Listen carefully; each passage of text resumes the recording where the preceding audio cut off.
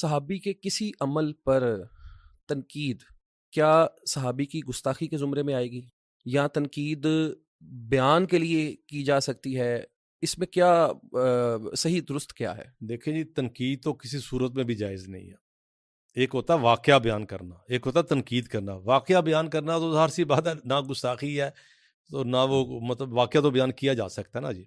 اور اگرچہ اس میں بھی ہمارا موقف یہ ہے کہ یہ جو تلخ واقعات ہیں ان کے بیان کی کیا ضرورت ہے، یہ موجود ہے کتابوں میں۔ بلکہ میں یہاں پہ تھوڑا سا رک کے یہ بات بھی کہوں گا کہ جب ہم کہتے ہیں کہ یہ تلخ واقعات ہیں، اس میں تو کوئی شبہ نہیں ہے نا۔ ایک بہرحال مسلمان آپس میں لڑے ہیں، ایک تکلیف دہ معاملہ ہوا، اور مسلمان بھی وہ جو امت کا عظیم ترین مسلمان تھے نا جی۔ اچھا، وہ ایک تلخ واقعہ ہوا، افسوسناک واقعہ ہوا، لڑائی ہوئی، تو ہم کہتے ہوتے ہیں کہ اس کا بیان نہ کیا جائے، ممبروں پہ بیان نہ کیا جائے، ریکارڈنگ میں بیان نہ کیا جائے۔ تو اس میں ہمارے اوپر یہ تان کیا جاتا ہے جی مولوی، ہم مولوی حدیثیں چھپاتے ہیں، حق چھپاتے ہیں۔ مسئلہ یہ نہیں ہے، مسئلہ یہ ہے کہ اس کو چھپانا نہیں کہتے۔ میں یہ بات کہا کرتا ہوں کہ مولوی دیوبندی ہوں، مولوی اہل حدیث ہوں، مولوی بریلوی ہوں، یہ کتابیں ساری جو احادیث کی کتابیں ہیں ان میں سارے یہ واقعات موجود ہیں، روایات موجود ہیں، اسناد کے ساتھ موجود ہیں، صحیح درست سے قطع نظر۔ اگر صحیح ہے تب بھی موجود ہے، ضعیف روایات ہے تب بھی موجود ہے۔ یہ صحیح ضعیف روایات جو بھی ہیں محفوظ کس نے کی ہیں؟ مولوی نے کی ہیں۔ اگر عربی میں محفوظ کی ہیں تو عربی بھی مولوی تھے، اردو میں بھی محفوظ ہے۔ اب جب اس کے تراجم کی ہیں مولوی نے کی ہیں، چھاپنے والے بھی مولوی۔ اب یہ الزام ہی ایک جھوٹ اور فضول الزام ہے کہ چھپایا گیا۔ اگر چھپایا گیا ہوتا تو مولوی کتابوں سے نکال دیتے، کتابوں کے ترجمے نہ کرتے۔ لیکن ہمارا موقف یہ ہوتا ہے کہ دیکھیے، ہر بندہ جو ہوتا ہے اس کا ایک ذہنی معیار ہوتا ہے، ذہنی لیول ہوتا ہے۔ اب آپ خطبات جمعہ میں یہ واقعات بیان کرنا شروع کر دیں گے تو کچے ذہن، کمزور ذہن اس سے منفی اثر لے سکتے ہیں۔ مثلا کہ وہ سوچ سکتے ہیں جی صحابہ کرام تو اتنی عظیم جماعت تھی تو وہ یوں آپس میں لڑ پڑے کہ قتل قتال ہو گیا۔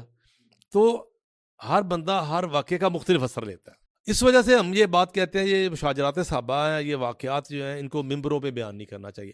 اس کو یہ تان کرتے ہیں کہ جی یہ حق چھپاتے ہیں۔ اچھا، اب رہ گیا معاملہ تنقید کا۔